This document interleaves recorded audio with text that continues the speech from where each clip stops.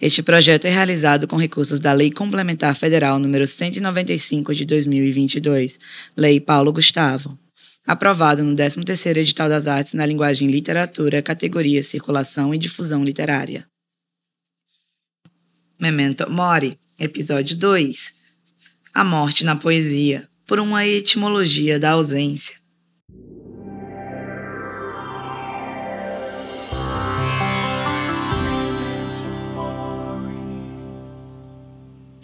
Olá, galera. Bom dia, boa tarde, boa noite. Não sei que hora você deve estar nos ouvindo.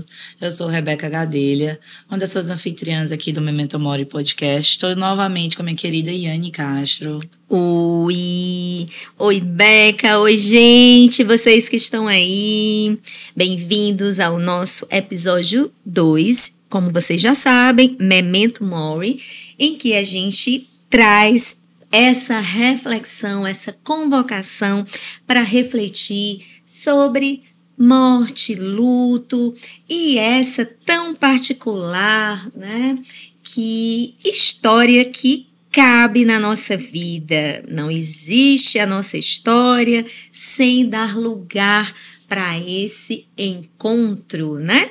Mas hoje, Beca, a gente vai falar o que a gente traz mesmo para os nossos ouvintes? Hoje nós temos 2 dos meus autores favoritos de poesia. Uma delas, inclusive, é brasileira.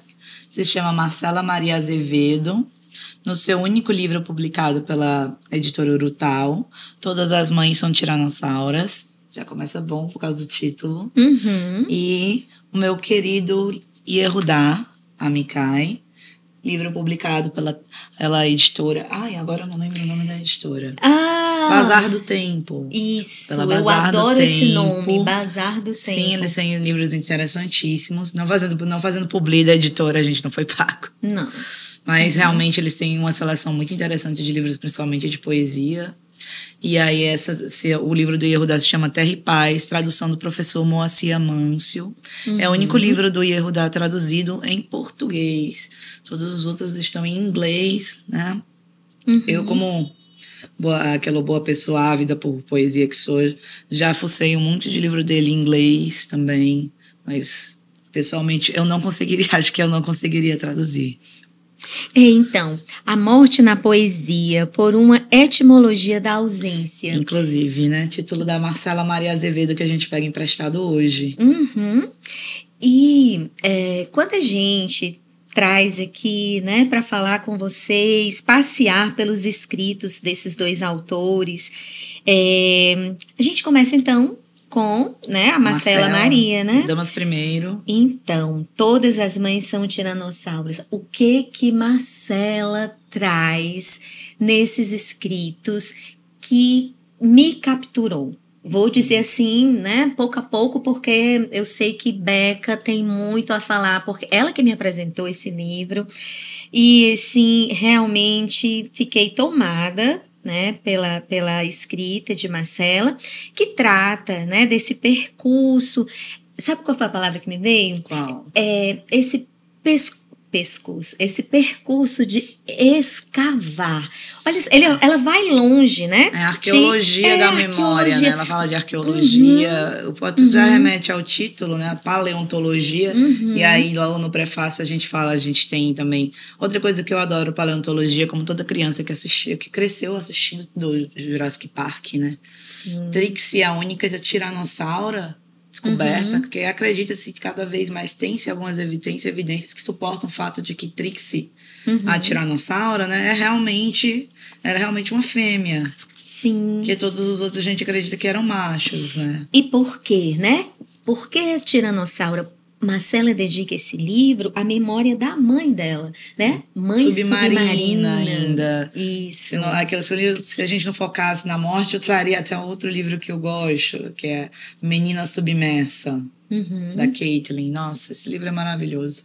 E o livro, né, assim, a gente sabe que uma fotografia também, né, diz muito, é poesia, é texto, né, é não narrado, mas visto, e ela traz também, sim, né, ela faz toda uma narrativa que é composta também de imagens, né, ela faz como se fossem algumas composições. O livro, ele Assim, pra quem me conhece sabe também que eu trabalho com editora, eu tenho uma editora. Sim, Então, e eu sei disso, porque meus livros são...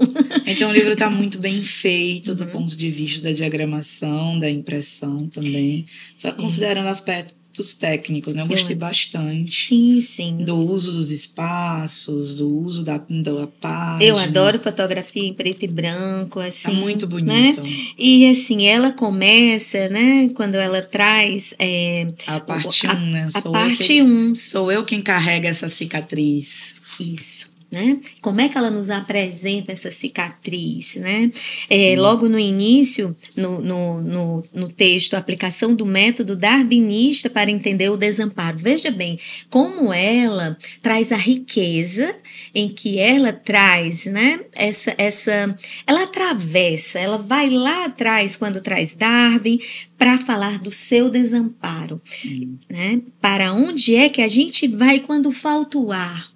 Diz ela, né? Já são 65 milhões de anos, 161 da ciência naturalista, 27 para mim. Ela tem muito disso da contagem, né? Acho que para algumas pessoas também, principalmente que viveram um processo de luto, talvez se torne até um hábito você contar tantos dias que fulano morreu, tantos dias sem fulano, aquela coisa, é por causa disso? Não sei. Cada um tem sua subjetividade. Mas sabe o que eu penso quando ela traz, né, essa origem? É a busca de uma possibilidade de narrar através da escrita, da palavra, porque ela marca o texto dela, né, percorrendo dentro dela esse desamparo. Né? E aí, isso que vem antes, né? Toda uma vida é atravessada por esse desamparo. Quando ela traz 65 milhões de anos, né? Então 27 para mim, ou seja, mas ela percorre algo que está na história desde antes, mas ela quer encontrar nela algum lugar, como ela diz, como explica a origem da dor, das têmporas ao peito, como me ensina a dormir sem o tato réptil frio, como faz para acordar. Tem outro poema dela que eu gosto bastante, que ela fala de todas as palavras que tu me ensinaste para sofrer. Ela fala dor, machucado, né? E aí ela diz que parece que não existe uma palavra sem ela que descreva a ausência. Essa poema para mim é uma coisa que faz muito sentido. Porque uma das coisas que eu me vi no meu processo de luto foi justamente me perguntando várias vezes que palavra que eu uso para descrever. Eu conheço 3 idiomas, né? Eu estudo português, claro, a minha língua nativa. Sim. Inglês, que eu gosto bastante. Japonês, que eu estudei também. Mas é em todas os três idiomas que palavra consegue expressar isso. E olha só, Beca, isso que tu traz, né? Nada substitui o trabalho pessoal da própria pessoa inventar o seu próprio mundo, né? E é isso que é possível observar nesse primeiro texto, me toca dessa forma, quando ela diz, disseram que a pré-história é toda a minha vida, antes dos 5 anos de idade. Eu digo, fui eu, a inventora do mundo. Então, ela passeia por Darwin, passeia lá pela era Jurássica, né? Né? A gente pode resumir o Jurássico, embora o domínio dos dinossauros tenha começado antes também. Então, né? Mas a busca aqui é ela inventar o próprio mundo. Né? Então, assim, ela encontrar a própria linguagem para ela se dizer, para ela narrar, né? E de alguma forma simbolizar esse luto, porque é um livro sobre luto, né? E aí ela vai lá nos 5 anos de idade dela e avança, né? E é muito marcante a maneira como ela fala da ausência, também como ela constrói essa arqueologia. É algo que ressoa muito naquela busca. Sim. Onde é que você está? Ela fala que a mãe dela está impressa nas paredes, nos cantos da casa, na maneira de dispor, de afofar os travesseiros que ela ainda conserva. Então, quantas vezes a gente também não fica com essa lembrança da pessoa e às vezes até mesmo a gente fica com aquele receio quando alguém morre, quando alguém vai embora. Que também não deixa de ser um luto. de você não tirar as coisas do canto, deixar tudo como está. Que às vezes deixando tudo como está, dá até a impressão de que a pessoa pode voltar em algum momento. Como ela fala, né? Então, assim, com o tempo a matemática serviu para compor alguns hábitos. Coisas do mesmo lugar onde deixaste. Ela não anuncia, mas a gente vê nas entrelinhas que ela está falando o tempo todo da falta que a mãe faz. Ela vai arquitetando, né? Arquitetando, investigando. E aí ela traz também, né? As noites de insônias e como essa preocupação dela se deslocou, né? E nesse deslocamento ela traz essa transfiguração narrativa, ou seja, um diálogo, e aí é onde entra o ponto, um diálogo repetitivo, né? Então, o que é repetir, o que é lembrar, o que é relembrar. E o que é esquecer, principalmente, que esquecer faz parte do processo de memória. Por mais que a gente não goste, tanto é que ela fala também de que ela não lembra mais da voz. Eu pessoalmente sou uma pessoa que fica revisitando às vezes como era a voz do meu avô, como é que ele falava comigo, como é que ele brincava comigo, para não esquecer a voz dele. Diz que a memória se preserva também pelo exercício ativo do lembrar. Aí os neurologistas, né, a galera do neuro também me corrija, fique à vontade. Assim, a gente vai muito nessa pulsação de pensar o lado emocional, porque a literatura é esse lado, que a gente vai mais pela via emotiva, né, de dar lugar a algo que a gente simbolicamente tem muita dificuldade para elaborar, que é um luto. E olha só, né, ela vem trazendo, a Marcela, nesse ar da letra dela, né? Quando ela diz: por que é naturalmente proibido acessar a lembrança de como sou o timbre da tua voz? E eu fiquei pensando, sabe, assim, porque aqui a gente recebe nessa obra, né, já o apurado, o refinamento, né? Então, até que ponto esse luto, porque a gente fica, né? O livro vem, a gente vem, então até que ponto essa coisa de acessar a lembrança, né? Como assim, né? Por que é naturalmente proibido acessar a lembrança? Até que ponto nos permitimos também nos acessar, né? Acessar e não ficar nessa coisa de deixar, né, seguir em frente, né? Como se dar lugar à dor, a esse luto, fosse algo que fosse perder tempo. Sim, é uma coisa que a gente vê muito hoje também, da questão de que você não se permite, é difícil você conseguir se permitir sentir a dor. A sociedade, ela cultua cada vez mais, a palavra correta seria hedonista, né? A sociedade extremamente hedonista, ela cultua cada vez mais um prazer. E aí vai acabando deixando isso de lado, né?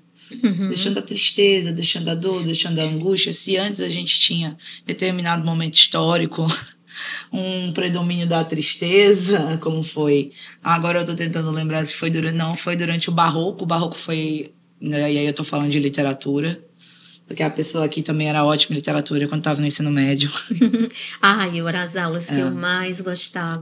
Aquela questão do sofrimento. Se antes tinha um sofrimento, depois... o romantismo, né? Aquela coisa do romantismo, aquele século da tristeza. E aí parece que a tristeza vem perdendo o espaço. Ou onde ela ainda tem vez? Às vezes na literatura. Sim.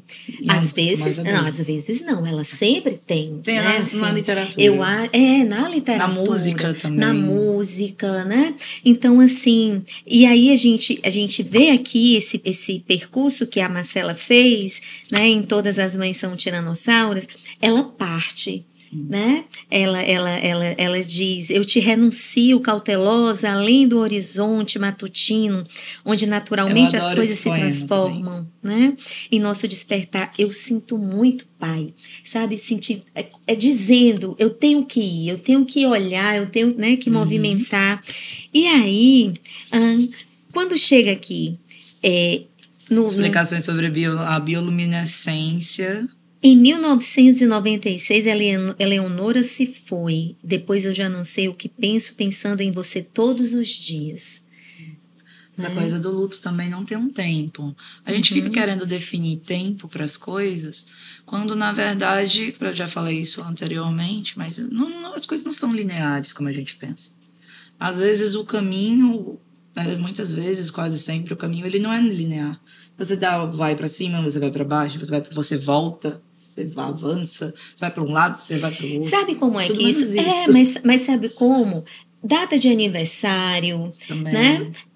Aí vem a data da morte, aí Sim. vem a data dos finados, todas essas datas. Olha só, o primeiro Natal sem o ente querido, sem a pessoa. Né? Tudo, né? O primeiro ano, né? que vem trazendo, não tem como escapar disso, a não ser que uma negação, né? Muito grande. Cada pessoa tem uma coisa. Mas sabe por que eu tô falando isso? Porque a Marcela, ela fala do gosto do adeus, né? Então, assim, há manhãs que tudo são fótons, em ascensão e ascendência da chama que guardo, inteira, acesa, com teu gosto e adeus. Nossa, isso aqui é viver o luto. Isso aqui, sabe, é se entregar a esse gosto. É gosto de fel? É gosto azedo? É gosto que fede? Eu tô aqui pensando... deixar doerador, né, Yane? Deixar doerador. Que lindo doerador. Isso. Foi tu que falou, mulher. Ai, fui eu que falei. A pessoa escreve, nem lembra. Ai, velho. Mas é assim mesmo, gente. Deixar doerador, né? Eu tenho boa memória para algumas coisas, memória é ótima. Sabe? Então, assim... Eduardo, Ofício de Dissolver a Venaria, outros dos meus poemas favoritos dela, que a Yane acabou de abrir na página, justo de outros dos meus poemas que eu adoro. A primeira parte do livro dela é muito emblemática no processo do luto. Depois, quando ela fala geografia é um tato, foi uma coisa que veio assim, pá, na minha cara. Porque, gente, sou formada em geografia, ela vai logo falando de fronteiras no primeiro poema, tipo, mulher... Isso foi incrível. Isso, né? Então, olha só, eu quero ler, Beca, um aqui que eu separei, eu grifei, tá vindo, né? Tá todo Mas grifado. Olha só, sobre os mistérios, pronto, esse aqui, né? Sobre o uso que ela traz. Sobre o uso dos alvejantes. Em salas de museu. Olha só, visite minha história. Como quem visita uma sala empoeirada, o pó dos anos acumulando novas cores nos objetos e a ingenuidade com que eles permanecem inertes. Visite cauteloso os olhares nas fotografias. Minha cara de espanto aos 5 anos de idade. Ela volta de novo, lembra? Lá no início. 5 anos, ela fica construindo no livro, tem toda essa narrativa que é matemática também. Apesar dos 65 milhões de anos. Quanto tempo, quantas vezes ela vai precisar recontar esses acontecimentos que passaram. E dá uma relembrar, né? Minha cara de espanto aos 12 anos de idade. Eu nunca perdi essa cara de espanto. Fale da minha história, como quem fala da cadeira disposta na esquina, como quem ficou anos sentada nessa cadeira, à espera de sei lá o quê. Fale da minha história, fale do homem que eu amei, fale da mulher que eu amei, fale dos amores que calaram, dos amores empoeirados, sentados, à espera que eu volte, né? Sabe? Então, assim, é aquela coisa, né? Escrever é não saber qual o destinatário, né? Sim. Mas, assim, ela marca isso, né? Assim, desprovida de saber quem é o destinatário. Mas nós trouxemos esse livro no podcast, né? Fala aí, Beca. A gente trouxe, esse livro foi apresentado para mim por acaso, né? Eu acredito que eu até já escrevi uma resenha dele alguns anos atrás, logo quando ele lançou. E foi tipo amor à primeira vista. Apesar que da primeira vez eu não entendi direito. Mas aí da segunda, da terceira, foi que ele começou a fazer sentido. Aquela coisa, se você leu a poesia, se você leu alguma coisa pela primeira vez, não entendeu direito, não vai achando, porque eu sou burro. Não, gente. às vezes a gente não tá no tempo de entender. Claro. Tipo, Ótimo. Fernando Pessoa. Isso. Eu vim entender Fernando Pessoa depois dos 30 anos. Olha, e assim, sabe o que é massa na literatura? Esse tipo de literatura que né, estamos aqui movimentando, é que não se trata nem tanto de entender, mas de sentir. É ser capturada, né? Nos capturar, não pelo entendimento, mas por algo, a gente é fisgado. E quando a gente é fisgado, já foi. Não tem essa coisa, né, de entender para explicar. Tá no sentir, né? E aí, a Marcela traz muito, assim, porque às vezes a gente quer... E, enfim, cada um na sua vibe. Mas às vezes a gente quer, assim, traduzir. E quando tá aqui posto, eu acho que é muito mais do que traduzir, né? E assim, vamos pegar aqui essa parte, né? Outro dos meus favoritos. Esse sobre aqui... os mistérios da cartomancia. Lê aí. Ou sobre a imprevisibilidade da dor quando alguém vai embora. Que é outro que eu gosto demais. Ela diz que não há garantia, nem os astros, os Exus, a física quântica, nem o movimento surrealista reinventando meu imaginário conseguirão me dizer se o 6 de ouro sairá na próxima e decisiva rodada de cartas a que falo sobre a minha viagem. É por isso, apenas por isso, que resolvi deixar a louça suja. Tem alguns métodos metafísicos, talvez possa ler a nossa sorte no hálito que esqueceste na minha xícara de café. Sabe o que eu pensei? Essa coisa, né? Quando ela, aqui falo sobre a minha viagem. E não é uma viagem mesmo, né? É o caminho, né? A gente tem muito disso, de viver o caminho. Perceber que, na verdade... E aí tem até aquela coisa que se ampara também nas religiões asiáticas, principalmente o budismo, de que do aqui e agora. E também de perceber... Tem um tatuado aqui e agora. E também de viver o presente. Como tem até aquela parábola do cara que estava sendo perseguido pelo tigre. Aí ele cai num buraco. Aí ele diz, nossa, eu caí no buraco. Aí ele fica preso, né, salvo por um galho. Aí embaixo tem uma cobra. Aí, dependendo da versão que você tem um rato roendo o galho, dependendo não tem um rato. Sim. Aí, dependendo, tem mel pingando no rosto do cara. E ele aproveitando lá a doçura, questão do momento. Porque a gente, às vezes, fica tão preocupado. Eu vou conseguir esse emprego, eu vou conseguir essa promoção, eu vou passar no concurso, eu vou comprar aquele carro, meu financiamento da minha casa, não sei o quê, até coisa mais simples. Eu vou comprar aquele livro. Comprar aquele sapato. E aí... E ali sim eu vou ser feliz. Naquele momento eu vou ser feliz. Olha, assim, nós somos capturados, essa coisa, né, essa coisa, pegando aqui esse anatomia do voo, né, que é da Marcela aqui, o próximo texto que a gente tá olhando aqui. Essa anatomia do voo é isso, é sair para inaugurar qualquer coisa. Agora, no caso dela, ela diz qualquer coisa de mim, né, qualquer coisa, inaugurar qualquer coisa em si. Mas quando tu traz isso, eu fiquei pensando, é isso, né, nessa coisa de estar inventando... acaba, né, trazendo uma certa alienação, né, a palavra que me veio, de vincular felicidade a essa coisa saciada de estar sendo, vivendo as conquistas das coisas. Quando que o que se conquista, de repente, já não tem aquele valor, porque precisa ter outra, né? Pois é, então, sobre isso também. Mas assim... acabei de pular pro final. Não, vamos parar nisso. Olha, quem não vê, não sente a ferida. Uma coisa que eu tenho que dizer muito, não sei se um dia você vai ouvir esse episódio, Marcela, mas uma coisa que eu adorei no teu livro... eu acho que ela vai. Oxe, eu acho. Uma coisa que eu adorei é teu jeito pra dar nome.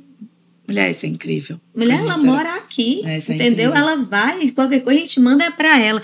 Marcela, mandar. Claro, quem não vê, não sente a ferida. Gente, vocês, nossos ouvintes, queridos e queridas e querides, vejam bem, a Marcela traz uma poesia aqui, de uma sequência de fotos, são uma das fotos 10, né? Sim. Autorretrato, olha, tem escrito fantástico. Tiranossauro, não fica tão visível, né, na impressão, versão, mas é mais visível eu nem tinha no notado. PDF. Eu tenho PDF. Sim. Nossa, vocês precisam ver essa poesia através dessas fotos, né? Tem uma que eu tô procurando Vai. também, que ela fala sobre o Allan Kardec. Sim, sim. Agora eu não tô lembrada se é no final, pode ser no meio, né? Ali eu achei fantástico, porque eu acho que ela faz uma provocação, sabe? Porque, assim, claro, gente, a fé de cada um, as crenças de cada um têm funções importantes na elaboração do luto, né? Mas aqui eu acho que ela faz uma provocação, um recado para Allan Kardec. É recado para Allan Kardec. Vai, Ou o jeito de insistir no amor onde ele já não existe, como se fosse um ritual pormenorizado de crenças em que se fia e depois desfia tudo ao perceber que é só mais um jeito simples, metódico e mágico de crer poder ressuscitar os mortos. Mas a gente ressuscita nossos mortos falando neles, né? Então, costuma-se dizer que o morto, ele fica vivo enquanto ele é falado. A clássica frase também do Biquíni Cavadão, tudo que morre fica vivo na lembrança. Sim, na lembrança, nos gestos, nos objetos. Eu tenho um radinho do meu pai que eu nunca doei, né? Assim, doei as roupas, doei... Pra mim é o pente do meu avô. Então... Aquele pentezinho que ele andava sempre no bolso da camisa. Aquele pente, pra mim, é a coisa que eu nunca doei. Eu não deixei ninguém ficar com aquele pente. Ele levou aquele pente pro hospital e foi uma coisa que eu peguei pra mim quando ele foi internado na UTI, né? Não podia mais ficar com os pertences. E aí eu tenho esse pente até hoje na minha gaveta. Tá junto da minha parte de artístico. Então. Que fica junto com meus brincos escandalosos. Quem me conhece sabe que eu gosto de brincos esquisitos. Ela tá com, gente, aqui uma fofura. É um brinco de cupcake. O cupcake é um gato e o gato é um cupcake. Mas eu tenho um brinco de ventilador, que a hélice gira. Tem de galinha, tem de ganso. Já sei, enfim. Quando eu quiser lhe presentear com alguma coisa. Eu adoro essas coisas. Mas vamos voltar aqui. Mas vocês, ouvintes, gostam desses blá blá blás também, né? Só pra dizer que a gente tá aqui de boa. Pra tirar um pouco também da melancolia. Porque falar de tristeza... Claro. E aí, quando ela fala do Allan Kardec, né? Para muitas vezes, quando você está enfrentando o processo de luto, não é suficiente. Mas a pessoa está viva na memória. Aí dá vontade de dizer vivo na memória, imagina um palavrão aqui. Né? Agora sim, eu acho, Beca, você concorda que a gente finalize lendo esse... aos homens que usam algumas gramas de analgésico para fingir uma ilusão, para a gente poder passar para o Yehudá. Sim, né? sim. Então, não por acaso, olha só o que Marcela escreveu aqui. Que colocam os quadros de família no centro da sala de estar, junto de almofadas importadas e tapetes carregados com a poeira do século, falam com as bocas cheias de nunca peço desculpas e derramam gordura nas toalhas de mesa de suas mães. A vocês que nos tiram a presidência, os ministérios, os peitos caídos, as bundas murchas e o nosso envelhecer. Eu acho fantástico isso. Eu ainda uso as mesmas roupas, aqueles farrapos históricos que sobraram dos anos 80, cheios de rostos que são como cemitérios. A sua dor de cabeça vem do centro de sua mãe. E ela dói como dói uma mulher, por sermos diariamente extintas e tiranossauras. É sempre um viés político, né? Não dá pra gente tirar isso da dor também. Aí eu lembro da história de uma amiga que eu tinha, que o sobrinho dela foi morto na porta da escola. Aquela, entre aspas, clássico, né? Mais uma história de violência policial. Que tem... E naquela coisa, como a gente costuma dizer, a Marcela ela tem muito disso, ela tem muito da dor, ela tem muito do tato, ela transita por vários temas das ciências humanas. E acho que ela encerra o livro com esse poema, né? Isso. E ela encerra com uma declaração que é política, profundamente política e oportuna, porque neutro é shampoo de bebê. Vamos ser sinceros. Né? Mas ainda sobre esse, né, último poema aqui, o lugar dos analgésicos, né? Quantas, assim, claro, tem uma função, é orgânico, né? O sofrimento se revela, né? Ter o corpo como esse receptáculo, um corpo que precisa, nem sempre emocionalmente se sustenta ali naquele momento, naquele período, as dores, mas gramas de analgésico para fingir uma ilusão. Eu fiquei pensando, por exemplo, na própria morte, né? Do meu pai, eu lembro que foi me oferecido, sem eu ter pedido, né? Acho que era acalmante. um aconteceu com uma amiga minha também. E eu falei, não, eu quero... Eu lembro que eu falei, era madrugada, eu falei... Não, eu não estou precisando, né? Então, assim, o que chama a atenção é até que ponto também, né, o lugar do analgésico, essa coisa de anestesiar-se para não sentir. E aí, né, gente, vocês que estão nos escutando, é claro, ressalte-se aqui que realmente depende de cada um, de como sustentar, suportar aquele momento. Mas uma coisa é sentir que no momento é preciso esse auxílio, né? E outra coisa é achar que tem que tomar para evitar sentir. Até porque a sociedade, vamos fazer agora um recorte histórico, que a gente é dessas, né? A gente é das humanas. A psicologia é outra área, né? Mas não deixa de ser. Quando eu fiz o curso de psicologia era dos ciências das ciências humanas. Sei. Aí depois que transitou para a ciência da saúde. Pois é. Tá? Né? Mas meu lado é humano. Mas tem o Freud, que é filósofo também, psicanalista, filósofo. Tem um monte de gente também que trabalha da filosofia. Claro, tudo veio também antes, Beca. Sim, tudo isso. Há um mundo enorme, historicizado, que veio antes da psicologia, da psicanálise e até mesmo da medicina. É tanto, já que você trouxe Freud de novo, obrigada. A arte é a mãe maior. É a mãe maior, sabe? É a arte. Sim, é o que eu ia falar, né? Porque eu lembro de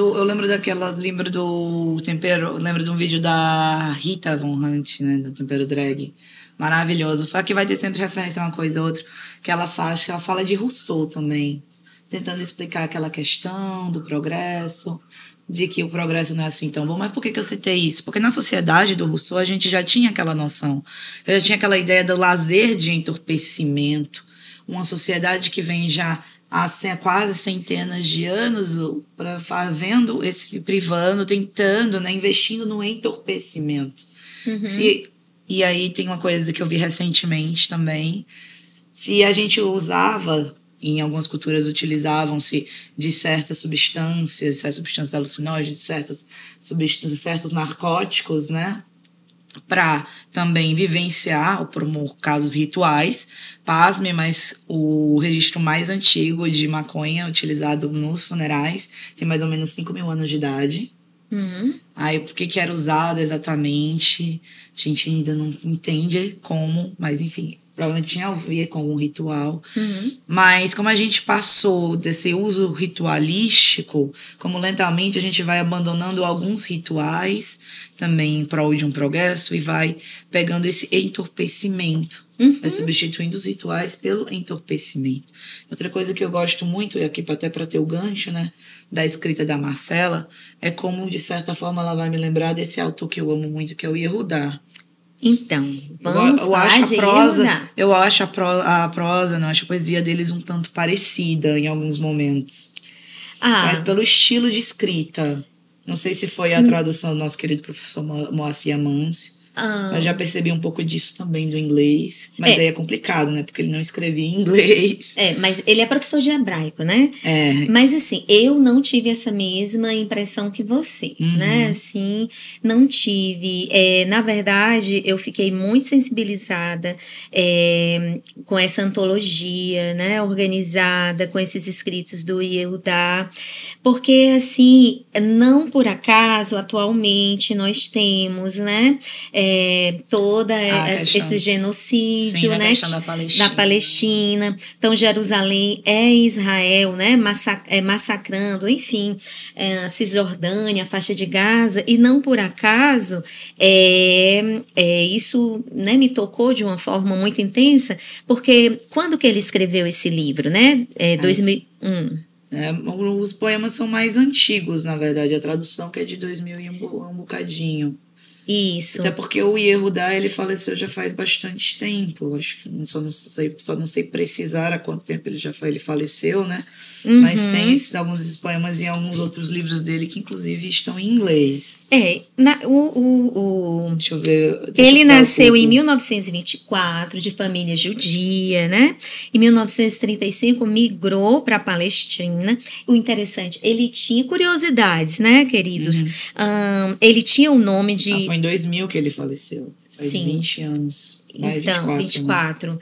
Né? Mas está vivo aqui nos escritos, na nossa fala, né? Num contexto tão atualizado e ferido, né, no sentido de como essa terra que ele retrata aqui nesses escritos, e ele traz, né, nós vamos passear agora por alguns poemas, e ele traz as memórias dele. Ele também passeia pelas memórias desde criança, mas traz toda a travessia, né, desde sair lá da Alemanha com 11 anos de idade, e estava às beiras de uma Segunda Guerra Mundial. Ele também lutou na guerra. Sim, o pai dele também, lutou nas o guerras, filho ele lutou também. na guerra. Isso. E aí o filho dele completa esse rito, né? Que é lutar na guerra. E ele, como muitas pessoas, como por ter lutado na guerra, por ter vivenciado, ele coloca isso também na poesia. E ele fala do horror. E ele tem uma maneira, apesar de muito incisiva, também bastante sutil de descrever esse horror. Sim. Quando ele fala dos olhos abertos do colega, que é toda outra elaboração. Imagine você, e aí lembra também até a questão, que aqui no Brasil a gente não tem, né? A gente sempre foi a galera do soft power, né?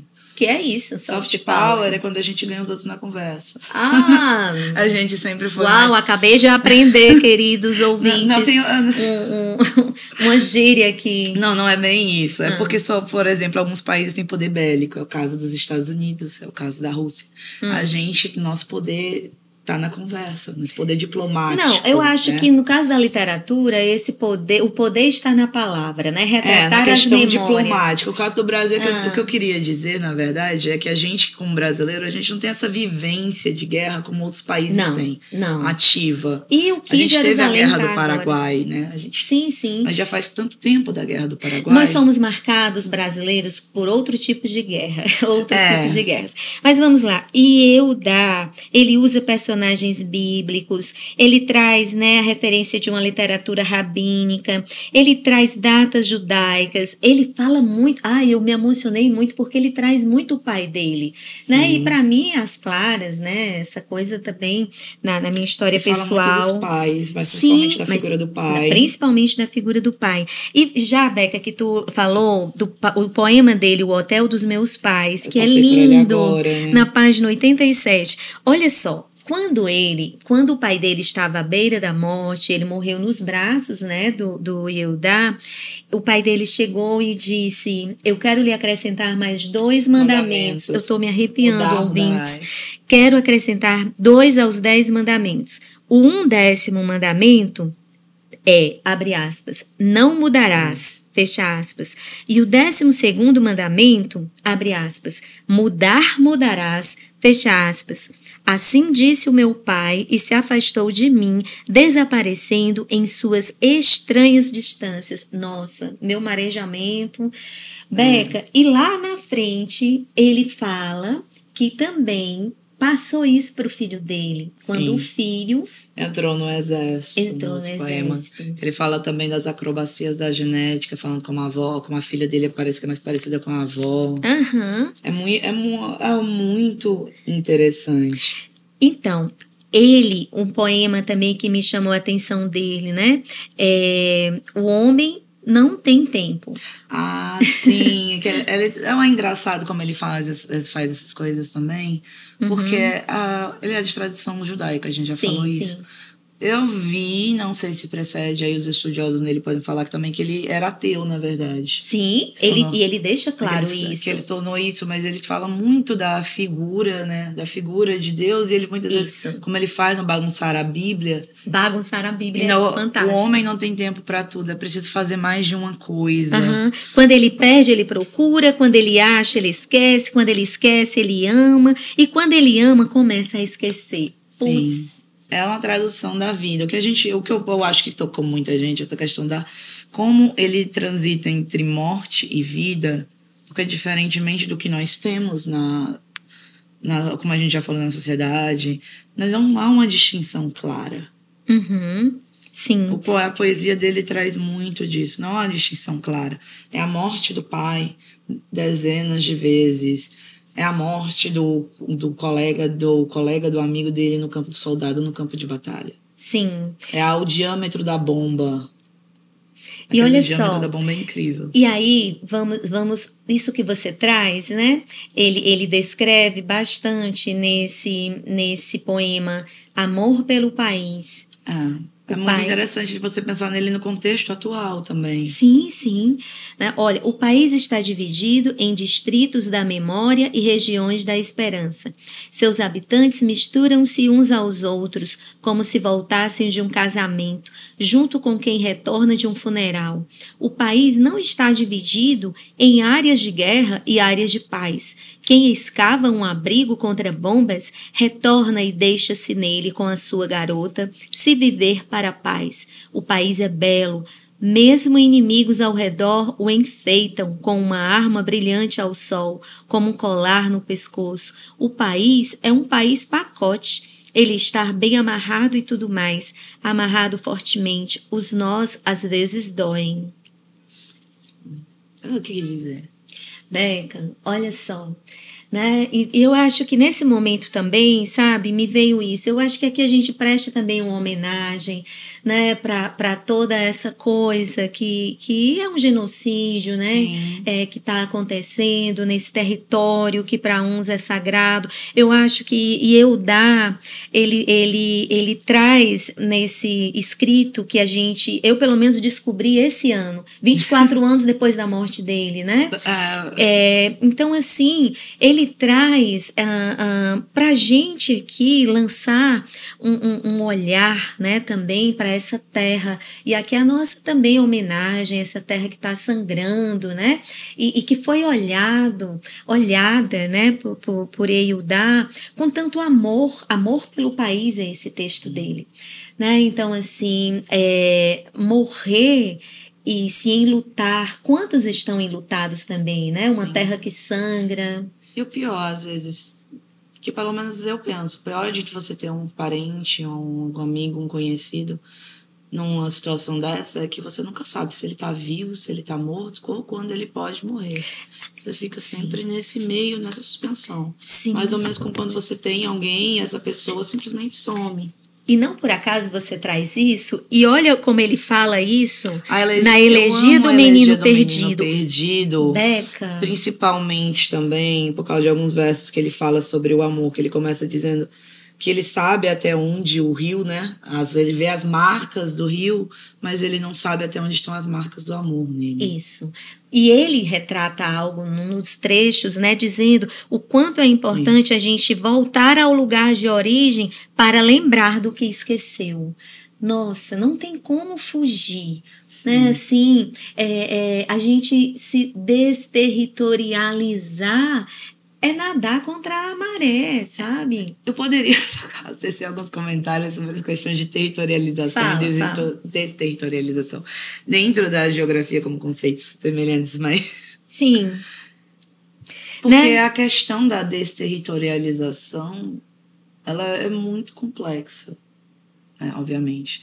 Isso é uma questão do território, mas o que acontece às vezes no sentido da desterritorialização? Então, assim, vamos ver aqui. É melhor, né? É melhor deixar. Porque, assim, eu acho que esse tipo de fala nossa no podcast, né, é muito amplo. Eu sabia que a gente não ia conseguir, também não era a nossa proposta, né, centralizar algo. A gente está ampliando mesmo, para que você que esteja nos ouvindo, pense a partir da nossa proposta, né, através da literatura, como enriquece pensar esse lugar da memória, né, e esse lugar do registro que enlaça morte e luto, mas que também enlaça resgate, né? Então, quando ele traz nesse poema Elegia do Menino Perdido, Lá fora sempre se inventam pensamentos novos,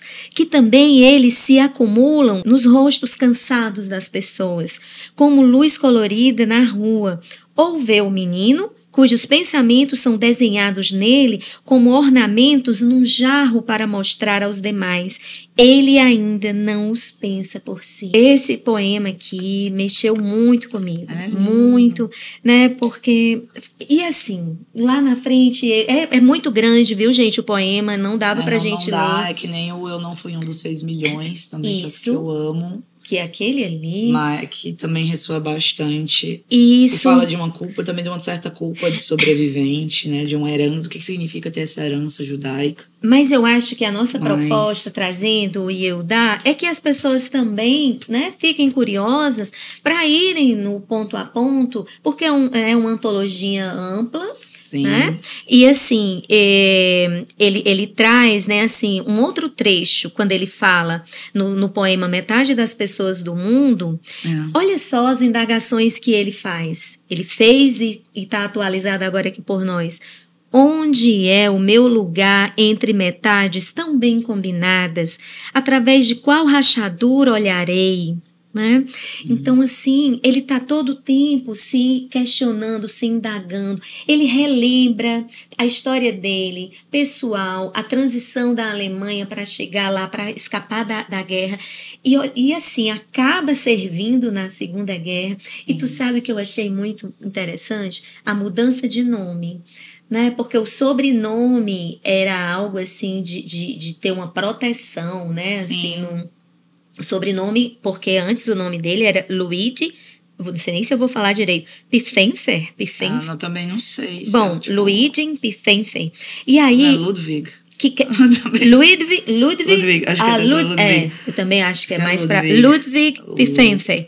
E aí, quando ele mudou para Yehudá Amichai, é o sentido de meu povo vive. Né? Então, assim, essa coisa do sobrenome hebraico afastaria a lembrança de humilhações do passado. Eu achei, sabe, isso fantástico. Uma certa valorização, que apesar do ateísmo, ele não deixa também. Não. E sabe o que mais? Esse resgate. Ele questiona muito Deus, né?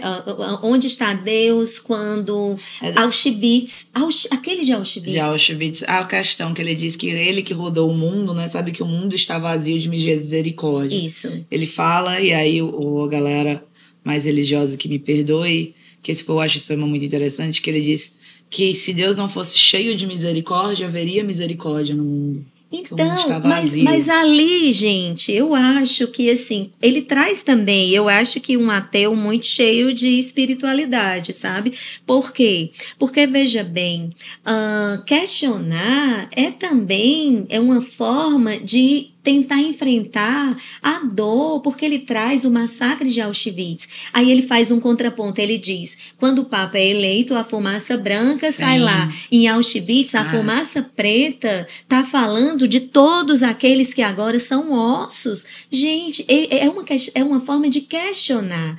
Eu acho que conhecer, assim, né, essa antologia, eu fiquei horas e horas e assim... Ela dizia o tempo todo, gente, Yane, tu vai amar, e realmente, porque assim, nós precisamos questionar pra gente poder, inclusive, descobrir o desconhecido, sabe?